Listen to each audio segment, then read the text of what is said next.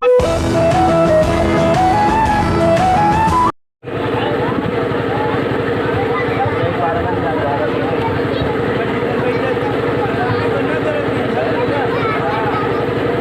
علیکم ورحمۃ اللہ وبرکاتہ۔ اگر آپ تیز آواز میں اگر سلام کا جواب دیں گے تو ہم سمجھیں گے کہ آپ بیدار ہیں۔ بے شک۔ السلام علیکم ورحمۃ اللہ وبرکاتہ۔ وعلیکم السلام ورحمۃ اللہ وبرکاتہ۔ اب مجھے لگا کہ آپ لوگ بیدار ہیں اور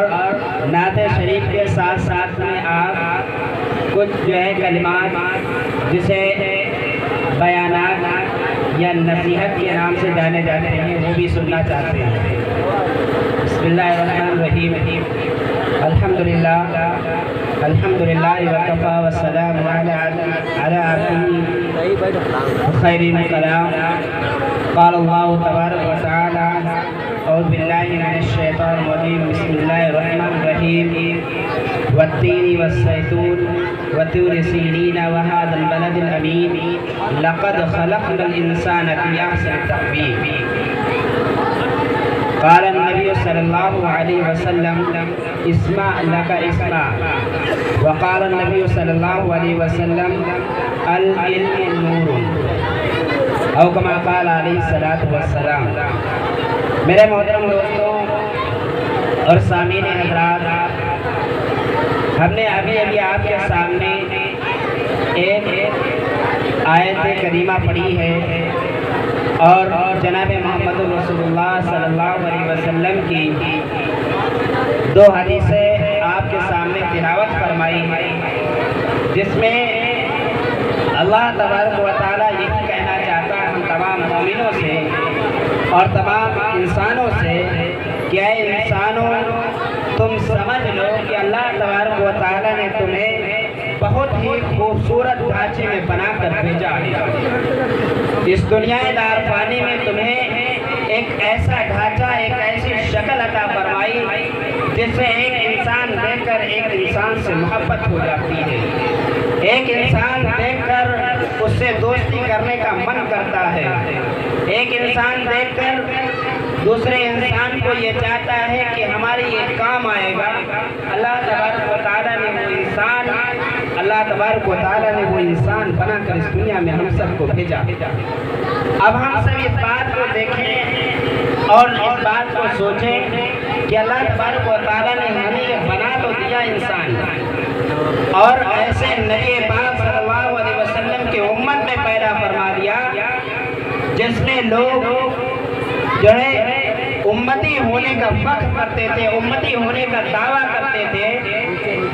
لیکن کیا ہے آج ہمارے سامنے وہ چیزیں نہیں ہیں کہ ہم سب اس بات پر فخر کریں کہ ہم جناب محمد رسول اللہ صلی اللہ علیہ وسلم کی امت میں پیدا ہوئے۔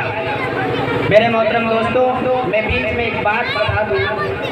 کہ جب جناب محمد رسول اللہ صلی اللہ علیہ وسلم کا نام آئے تو ہر ایک انسان کی زبان سے صلی اللہ علیہ وسلم کا ورد ہونا چاہیے، کیونکہ ایک حدیث جب ہم سنتے ہیں تو میرے محترم دوستوں ہمارا نام اور ہمارا یہ حق بنتا ہے کہ جناب محمد رسول اللہ صلی اللہ علیہ وسلم پر ایک مرتبہ درود پاک ہم پڑھیں۔ تو میرے محترم دوستوں ایک مرتبہ تیز آواز میں سب لوگ صلی اللہ علیہ وسلم پڑھ دیجئے، صلی اللہ علیہ وسلم پڑھ دیجئے میرے محترم دوستوں۔ بہت اچھا، ماشاءاللہ مجھے لگا کہ ہاں آپ سب سن بھی پا رہے ہیں اور جو ہے توجہ بھی فرما رہے ہیں، کیونکہ ہم سب یہاں پر بیٹھے ہوئے ہیں، یہ بات ہم سب لوگوں بھی جانتے ہیں کہ اگر ہم شام سے لے کر اور صبح تک اور صبح سے لے کر ہم شام تک اگر باتیں اور بات نصیحت ہوتی رہے اور ہوتی رہے، آپ سنتے رہیں اور عمل کی نیت سے نہ سنیں تو میرے محترم دوستوں یقین مانیے آپ یہی کہیں گے کہ ہم نے رات بھی کالی کر دی، دن بھی ہم نے کالا کر دیا۔ اور اگر ہم سب یہاں پر بیٹھیں گے اور اس بات پر عمل کرنے کی نیت سے اگر ہم سنیں گے اور عمل کرنے کی نیت سے اگر ہم جو ہے یہاں پر بیٹھیں گے تو یقین مانیے میرے محترم دوستو، اگر دین کی ایک بھی بات اگر ہمیں جو ہے معلوم ہو گئی اور اس پر ہم نے عمل کر دیا تو میرے محترم دوستو ہمارا بیڑا پار ہو گیا، کیونکہ ہم سب کیا ہے ایک مومن ہے اور مومن کا یہ حق بنتا ہے اور مومن یہ چاہتا ہے کہ ہماری بخشش ہو جائے۔ دنیا میں ہم نے جو بھی کیا ہم نے کیا، جو ہم نے نہیں کیا وہ ہم نے نہیں کیا، لیکن یاد رکھیے میرے محترم دوستو کہ ہم سب یہی ہماری خواہش ہوتی ہے کہ ہماری بخشش ہو جائے، ہماری بخشش ہو جائے۔ تو میرے محترم دوستو ہم سب یہاں پر بیٹھے ہیں تو ہم اس نیت سے بیٹھے ہیں کہ ہم عمل کرنے کی نیت سے بیٹھے ہیں، تو ہم اپنی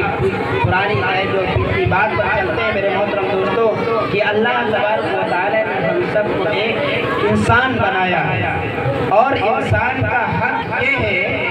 کہ اس کے اندر سمجھ بھی ہے، اس کے اندر شعور بھی ہے، اس کے اندر عقل بھی ہے، اس کے اندر دانائی ہے، اس کے اندر حکمت ہے، اس کے اندر جو ہے طاقت ہے، قوت ہے، صحت ہے میرے محترم دوستو،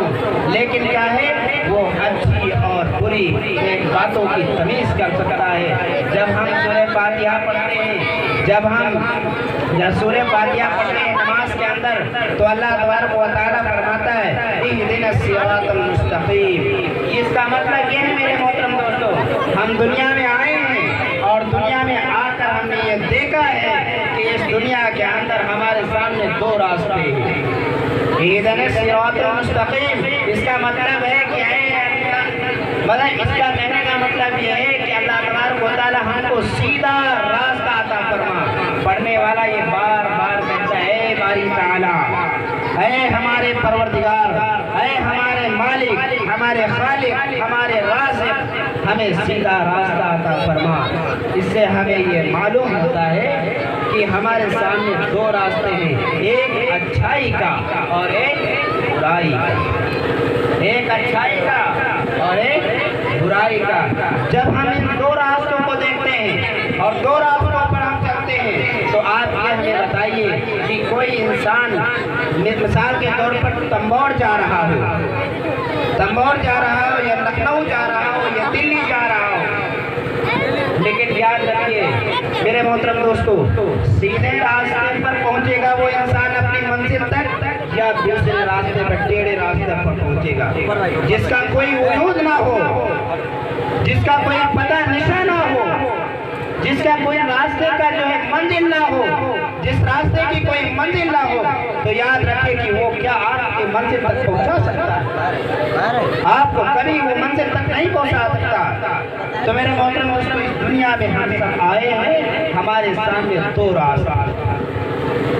ہمارے سامنے کیا ہے؟ دو راستے ہیں، ایک سیدھا راستہ اور ایک ٹیڑھا راستہ، جسے ہم کہہ سکتے ہیں کہ ایک اچھائی کا راستہ اور ایک برائی کا راستہ۔ میرے محترم دوستو جو انسان اگر سنتا ہے اور مانتا ہے اور اس پر عمل کرتا ہے تو اب میرے محترم دوستو وہ جلدی جو ہے اپنی منزل کو پا لیتا ہے، لیکن جو سنتا نہیں ہے، جو مانتا نہیں ہے تو میرے محترم دوستو وہ اپنے گلیوں میں راستوں میں بھٹکتا رہتا ہے، لیکن وہ منزل نہیں پاتا ہے اور نہ ہی پا سکتا ہے۔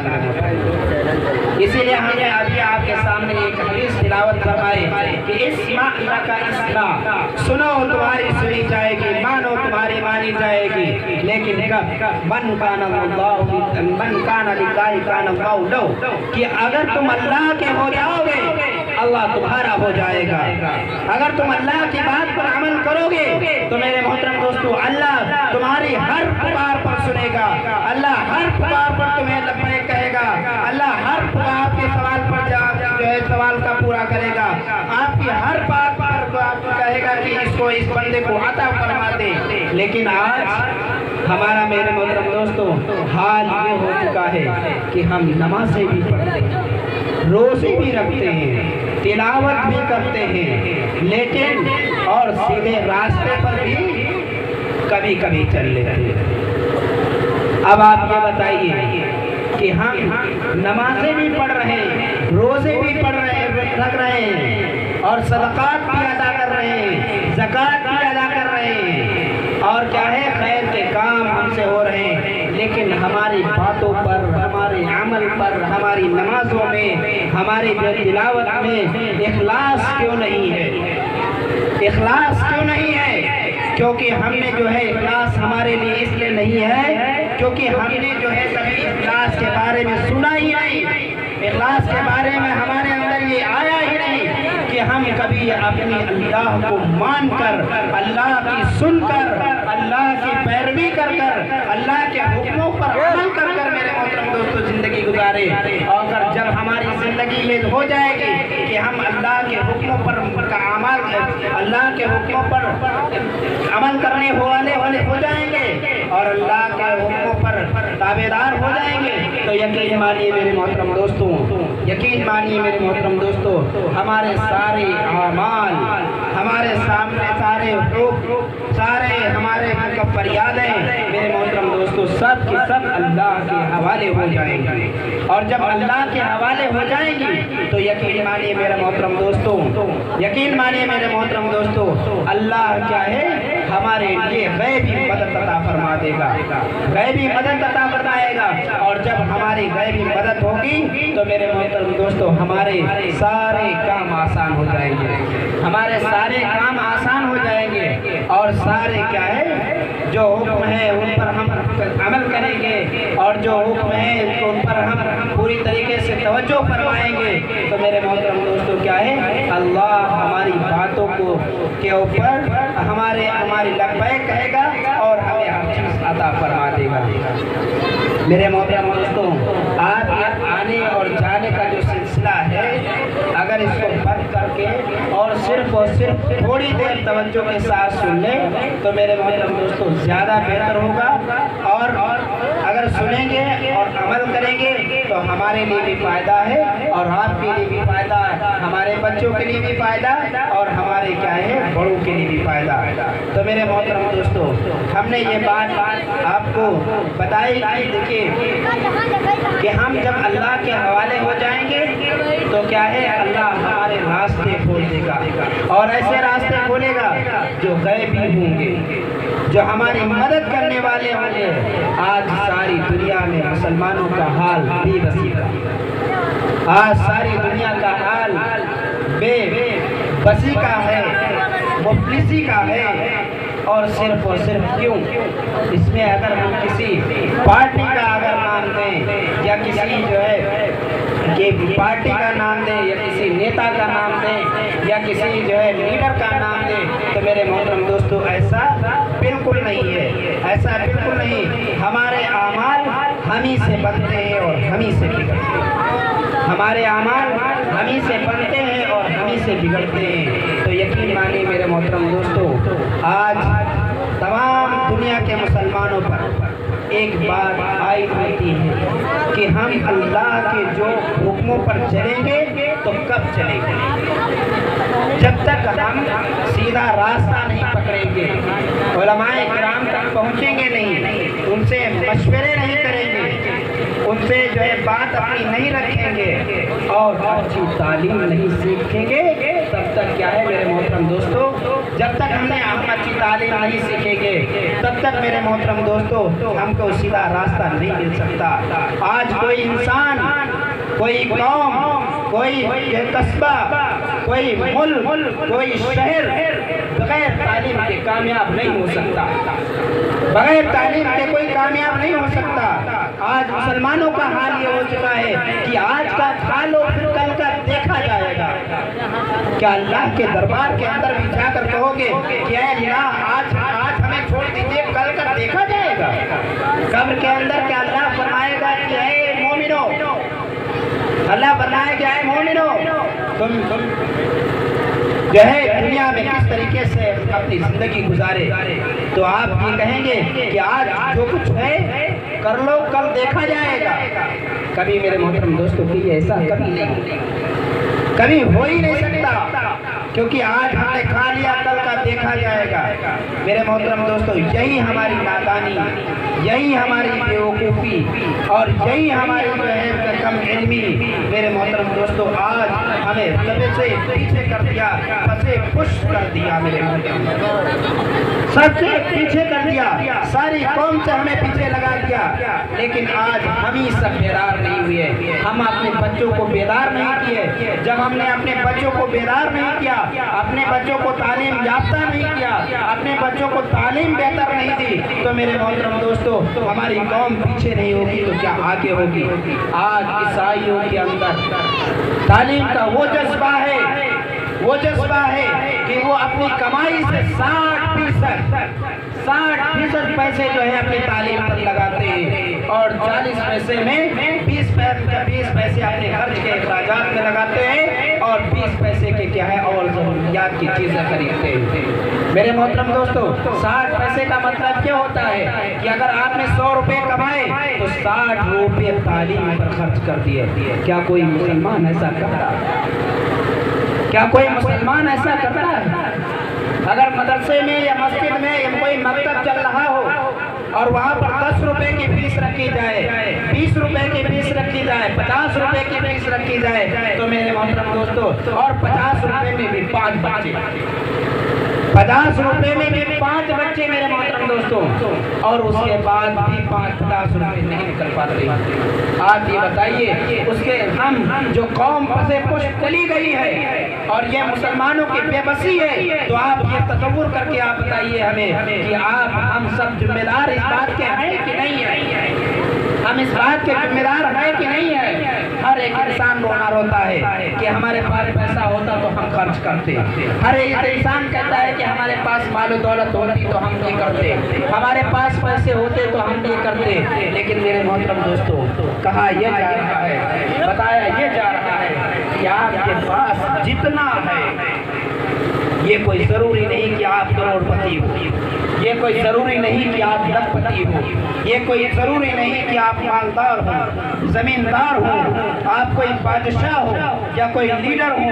آپ کے پاس اللہ نے جو بھی چیز دی ہے، اللہ نے جو بھی چیز دی ہے اس میں سے خرچ کر کے اپنے بچوں کو پڑھاؤ۔ اپنے بچوں کی جب تعلیم اچھی کرو گے تو ہماری قوم بھی اچھی ہوگی، ہماری سماج بھی اچھا ہوگا، ہمارا ملک بھی اچھا ہوگا اور ہمارے جب محلے بھی اچھے ہوں گے، ہمارے جو شہر بھی اچھے ہوں گے۔ لیکن اگر ہمیں تعلیم اچھی نہ دی تو میرے محترم دوستو یہ سب کے سب آپ اس کے الٹا سمجھ لیجئے اور اس کے اپوزٹ سمجھ لیجئے۔ لیکن میرے محترم دوستو آج ہم سب اس بات پر توجہ دیں کہ اگر ہم سب یہ چاہتے ہیں کہ ہمارا بچہ اچھا ہو جائے، ہمارا بچہ علم والا ہو جائے، ہمارا بچہ جو ہے ہمارا بچہ علم والا ہو جائے، ہمارا بچہ جو ہے بہت اچھا پڑھنے والا ہو جائے، ہمارا بچہ نیک و صالح ہو جائے، ہمارا بچہ جو ہے نیک عارفہ ہو جائے، اعلیٰ اور عارفہ ہو جائے، لیکن کبھی ہم نے تعلیم کی توجہ دی؟ کیا ہم نے تعلیم کے طرف اس کو دھیان دیا ہے؟ کیا تعلیم کی طرف اس کو رجوع کیا ہے؟ میرے محترم دوستو ہم کہیں کہ نہیں، کبھی نہیں، نہ مسجد میں بھیجا، نہ مدرسے میں بھیجا، نہ جو ہے مدرسے میں بھیجا، نہ اسکول میں بھیجا۔ لیکن ہم یہ سوچتے ہیں کہ کیا ہمارے بچے اچھے ہو جائیں۔ آپ یہ تصور کریں کہ ہم ببول کا پیڑ لگائیں گے تو کیا آم کے پیڑ میں آم کا پھل مل جائے گا؟ کیا ہم ببول کا پیڑ لگا کر ہم آم کھا سکتے ہیں؟ یا کانٹے دار ہم پھل لگا کر اور ہم بہترین انناس کھا سکتے ہیں؟ کبھی میرے محترم دوستو کبھی نہیں کر سکتے ہیں۔ میرے محترم دوستو میں آپ کے سامنے جو تعلیم کا سلسلہ چل رہا تھا تو ہم اپنے بچوں کو بہتر سے بہتر تعلیم دیں، جتنی بھی ہو سکے ہم اتنا خرچ کریں اور جتنا بھی وقت لگے ہم ان پر لگائیں، جتنا بھی وقت ہم کو مل جائے ان پر دیں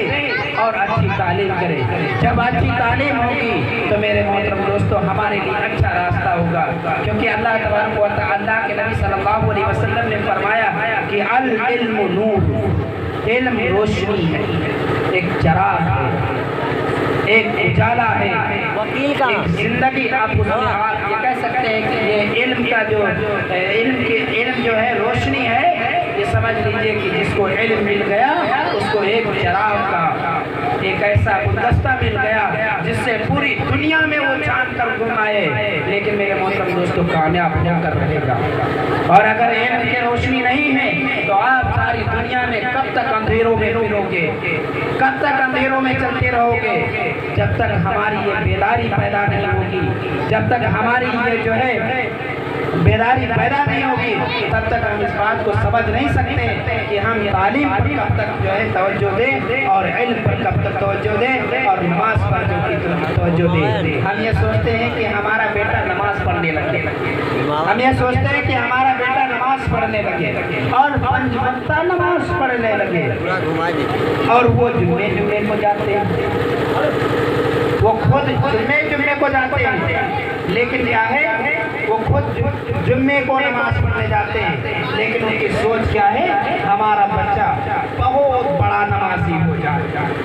بہت بڑا نمازی ہو جائے، پرہیزگار ہو جائے، اچھا ہو جائے، نیک ہو جائے، ہماری بات پر عمل کرنے والا ہو جائے۔ لیکن میرے محترم دوستو، کبھی آپ نے یہ سنا ہے کہ جب تک ہم نہیں چلیں گے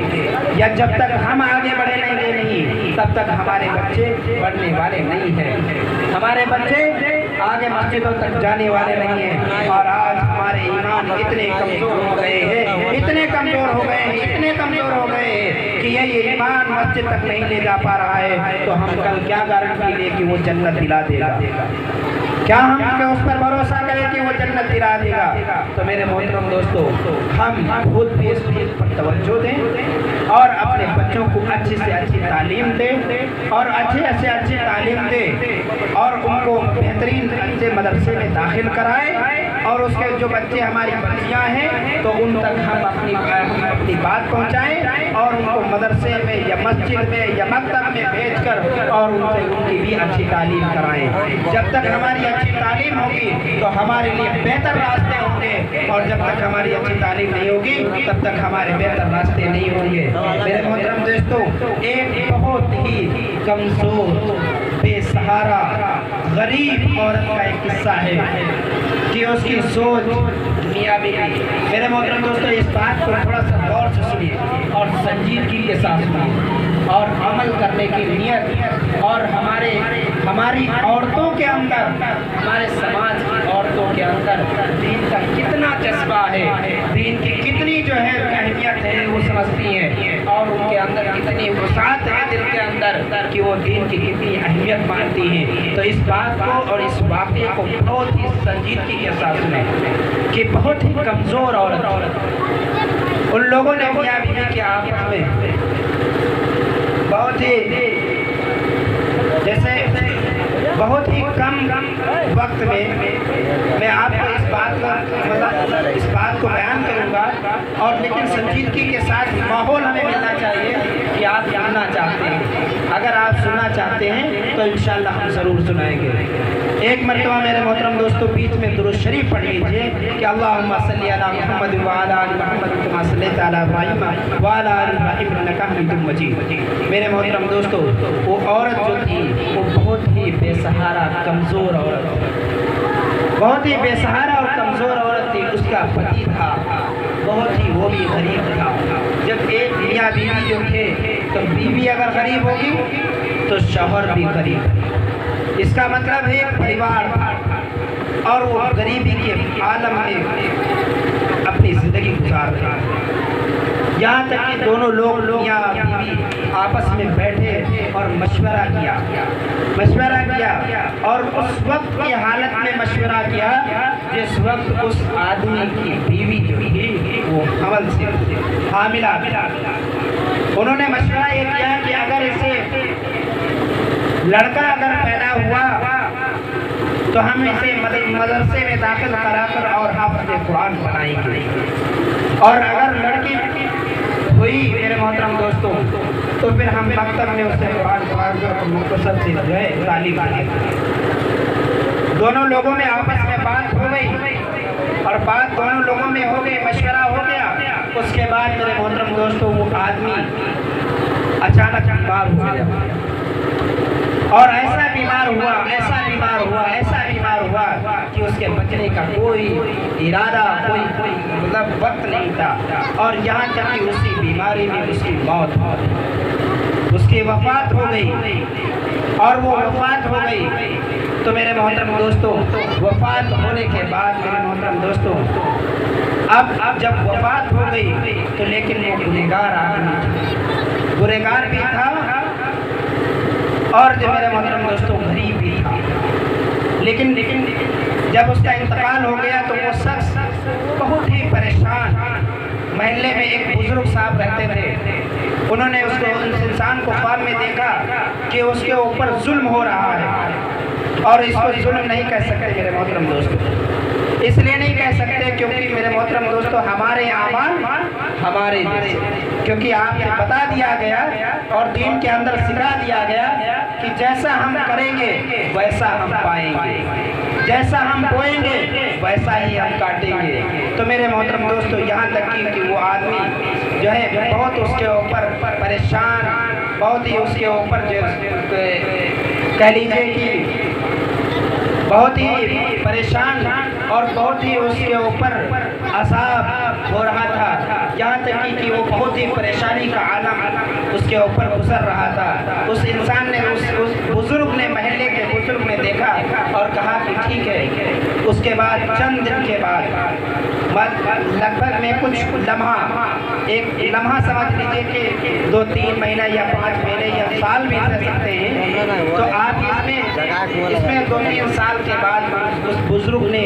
پھر دیکھا اور خواب میں دیکھا، جب دیکھا اس انسان کو تو وہ بہت ہی خوش و خرم، بہت ہی ہنس مزاج، بہت ہی اس کا دل شاد اور وہ اپنی مسیح کی زندگی گزار رہا۔ تو اس بزرگ سے صاحب نے دیکھا اور اس سے سوال کر دیا، خواب کے اندر سوال کر دیا اور کہنے لگا کہ میں نے آپ کو چند لمحے پہلے ہم نے دیکھا تھا کہ آپ بہت ہی پریشان اور آپ کے اوپر بہت ہی مشقت تھی، اور ہم دیکھ رہے تھے کہ آپ جو ہے بہت ہی زیادہ پریشان حال لگ رہے ہیں، لیکن اب آج میں دیکھ رہا ہوں آپ کو کہ بہت ہی خوش و خرم اور بہت ہی ہنسمکھ اور بہت ہی جو ہے بہت ہی شاداب دکھ رہے ہیں۔ تو میرے محترم دوستوں اس آدمی نے جواب دیا کہ میرے اور میری بیوی کے اندر مشورہ ہوا تھا کہ اگر اس سے لڑکا پیدا ہو تو اس سے مدرسے میں داخل کروائیے، اور اگر اس سے لڑکی ہو تو مکتب میں داخل کروائیے، لیکن اللہ کا فضل تھا، اللہ کا کرم تھا کہ لڑکا ہی پیدا ہوا، اور جب وہ بولنے والا اور چلنے والا ہو گیا تو میری بیوی نے اسے مدرسے میں داخل کرایا، اور آج ہی بسم اللہ اس نے پڑھی، بسم اللہ الرحمن الرحیم، یعنی کہ چھوٹا سا ننھا سا معصوم بچہ اپنی تتلی سی زبان سے بسم اللہ الرحمن الرحیم پڑھا، اور اللہ تبارک و تعالیٰ کو رحم آ گیا، کیونکہ بسم اللہ الرحمن الرحیم کے اندر رحمان بھی آتا ہے، رحیم بھی آتا ہے۔ اللہ فرماتا ہے کہ جو انسان پکار لیتا ہے رحمان اور رحیم سے تو ہم اس کی بخشش کر دیتے ہیں۔ جیسے ہی اس بچے نے بسم اللہ الرحمن الرحیم پڑھا، اللہ کو رحم آ گیا، اللہ کو جو ہے رحم آ گیا، اللہ تبارک و تعالیٰ نے اس انسان کی بخشش کر دی اور کہا کہ جاؤ انسان، تمہارے اس ننھے سے بچے کے صدقے میں نے تمہاری بخشش کر دی، اور تم جاؤ تمہارے سارے گناہ معاف کر دیے گئے۔ ماشاءاللہ میرے محترم دوستو یہ علم کی طاقت ہے، علم کا جو ہے مرتبہ ہے کہ آج اگر بسم اللہ الرحمن الرحیم کہہ کر اگر کسی کی بخشش ہو رہی ہے تو میرے محترم دوستو جس کا بچہ حافظ قرآن ہے اس کا مرتبہ اور مقام پوچھیے، کسی عالم سے اس کا مرتبہ اور مقام پوچھیے۔ تو میرے محترم دوستو ہمیں اور آپ سب کو اللہ تبارک و تعالیٰ کہنے سننے سے زیادہ عمل کی توفیق عطا فرمائے، اور جو ہے ہم اس بات کو سوچیں اور اپنے بچوں کی زندگی سے ہم کھلواڑ نہ کریں اور جو ہے مذاق نہ کریں، ان تک اپنی بات پہنچائیں اور انہیں موٹیویٹ کریں اور مدرسے میں یا مسجد میں داخل کرائیں اور انہیں حافظ یا عالم بنائیں۔ اللہ تعالی ہم سب کو کہنے سننے سے زیادہ عمل کی توفیق عطا فرمائے۔ وآخر دعوانا الحمدللہ۔